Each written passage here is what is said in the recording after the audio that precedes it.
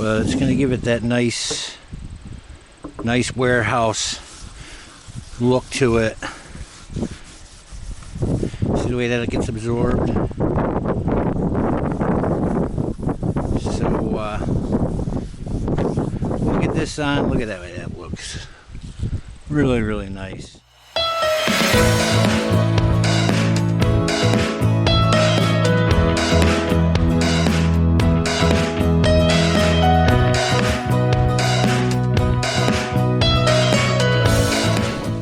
Hey guys, welcome to the channel. This is part 2 of making a coffee table out of this old industrial cart. It's going to be pretty windy today, so I'm probably going to put my camera into my protector and film it that way. There's Dixie over there checking things out. First thing, while it's not so windy, what I'm going to do is, because I'm going to take this all apart. And I should have got my board. And by taking it all apart, we want to be able to put it back together again the way it was. So we're just going to mark off on the edges that won't be seen, you know, A's for this. So we put it back together again, we'll know exactly. B's, the C's will go together when we put it back, and the D's. We could have do 1, 2, 3, and 4 too, but we're just going to do it that way. And the reason I'm going to take it all apart is so I'm not going to fuss with these corners trying to manipulate the putting it back together again so everything's nice and flush.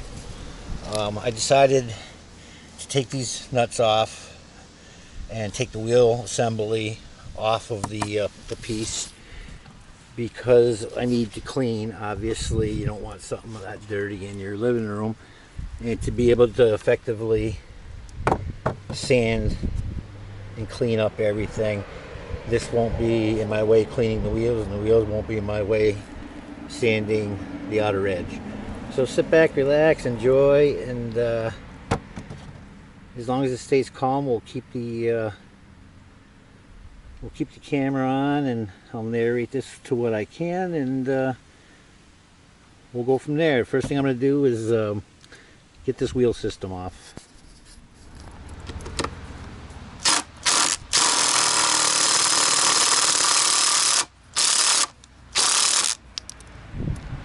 Well, at least that's what I was hoping we were going to do. Again, we're getting into that same issue with the carriage bolts spinning. And having said that, if I try cutting these nuts off, I'm going to scrape up the casting for the sides here for the wheels, and I don't want to scratch that up. That'll destroy it. I can't even seem to get them. Well, that one came loose, so that might be a help. Notice how that nut is stuck in there. If you put it back on just a little bit and then pull, you won't be banging your tool around trying to get that nut off. Let's see how we do on the other two.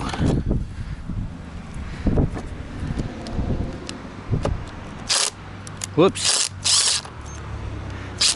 That is another thing I found out too. If you tighten it a little bit first, it pulls the wood, the carriage bolt, deeper into the wood, and it gives you a little bit more bite. So I'm going to try that on the other side too.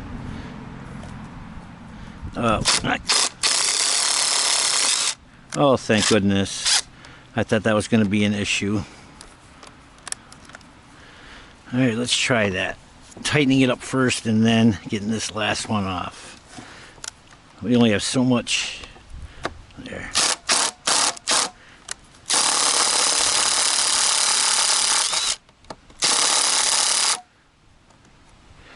Okay, it didn't work on that one, but there's another trick we can do. Possibly applying pressure. Well,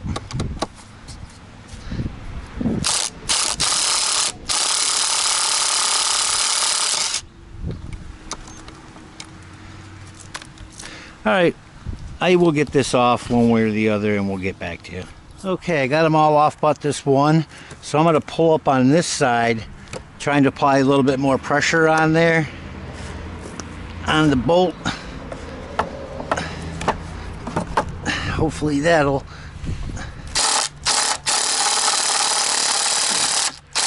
No. I can feel it.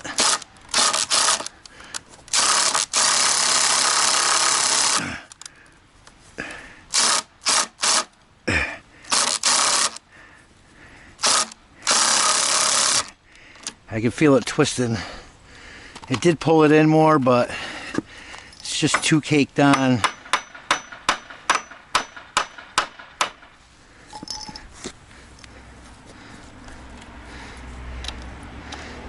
I don't really want to spray it with anything because then it'll get into the wood.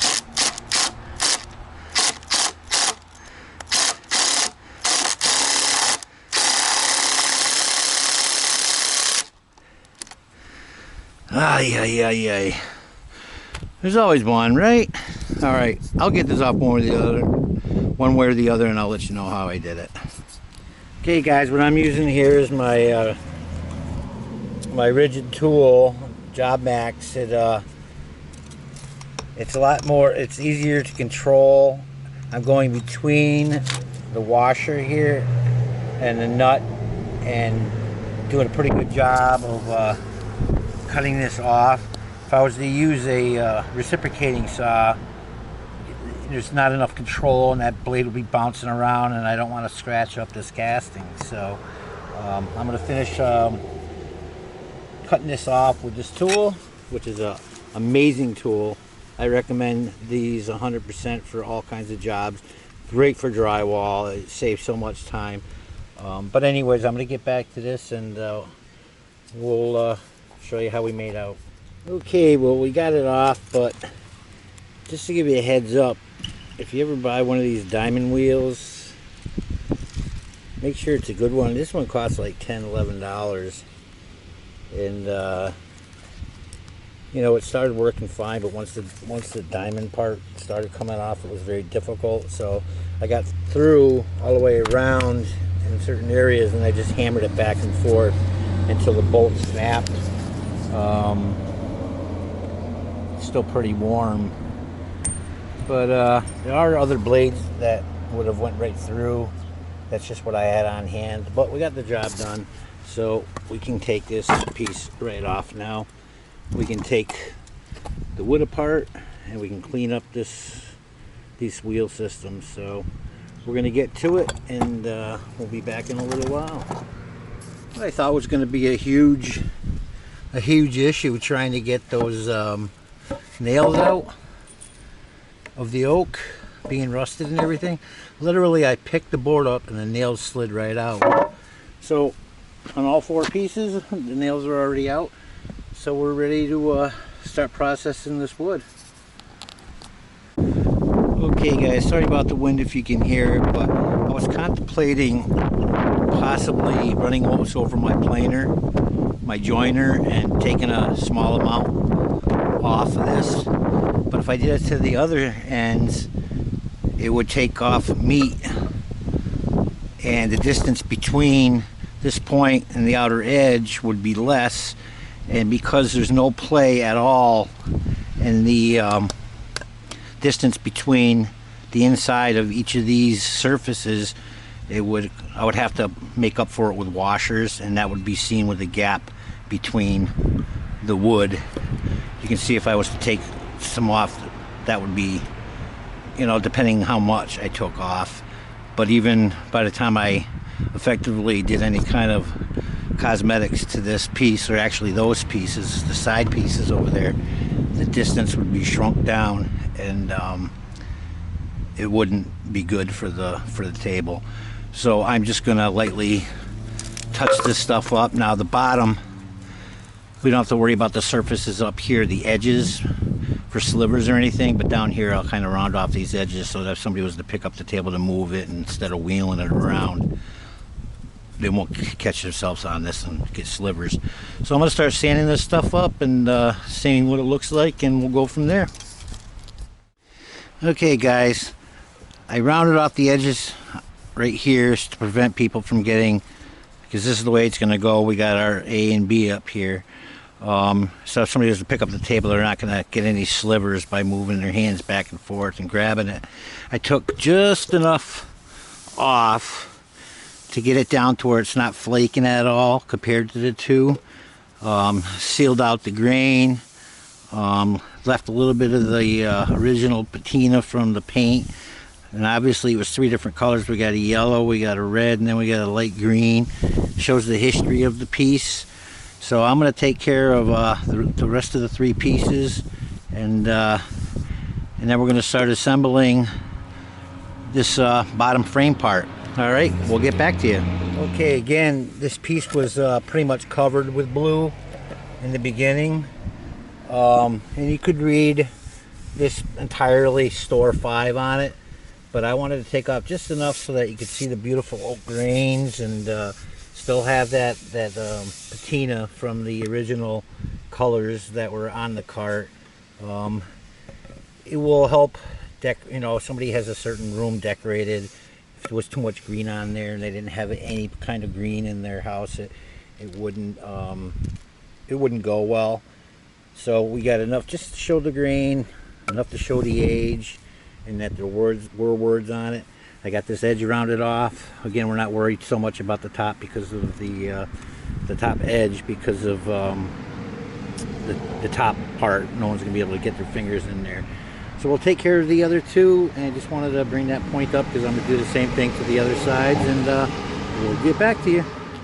Okay, I started doing the edges on this piece here, but I kind of wanted to show you the before and after of how I'm gonna leave just enough of the paint and patina and bring out just enough of the wood to make this have the look that I prefer. And that might not necessarily fit your boat, but it's what I'm doing. So here's the before, and we'll show you the after. Okay, so this is the piece after I finished sanding it.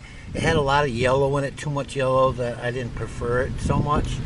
But we do have like the blade marks from when it was cut to show its age. It definitely was with a big circular saw.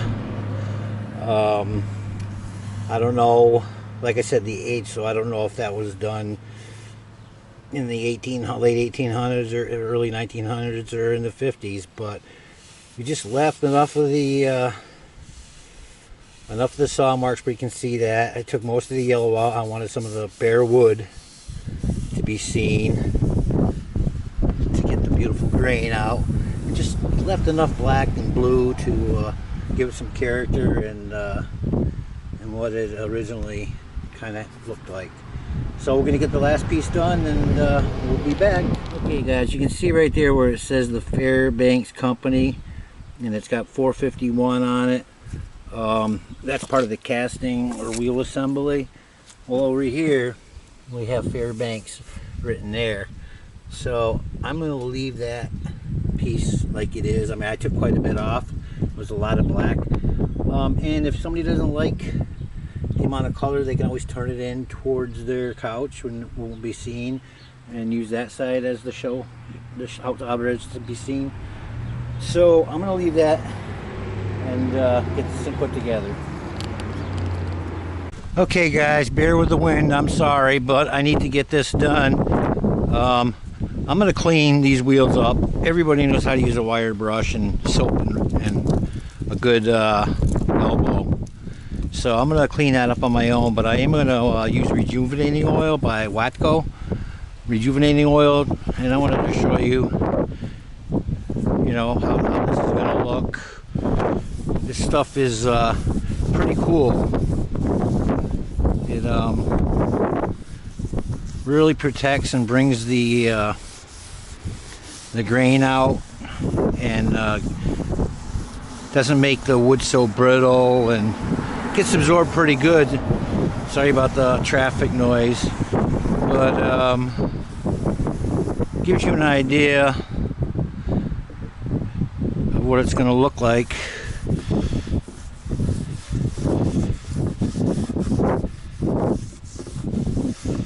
somewhat. Now after this dries and everything's put back together again, I will be putting probably Tung's oil on this. But it's going to give it that nice warehouse look to it. See the way that it gets absorbed. So look at this on. Look at that way that looks. Really nice. You can just imagine it put together, and I'm going to use a cherry top with it because you can't really tell it's oak with the rest of it. I'm going to use the metal corners, paint them black, and touch up the wheels. Probably put a black paint on the Fairbanks, the wheel, not the wheel, but the casting that holds it all together. So anyways, that's going to be it for this part 2 video. Part 3 will be the assembly and putting it back together again and finishing it off. Thanks, guys.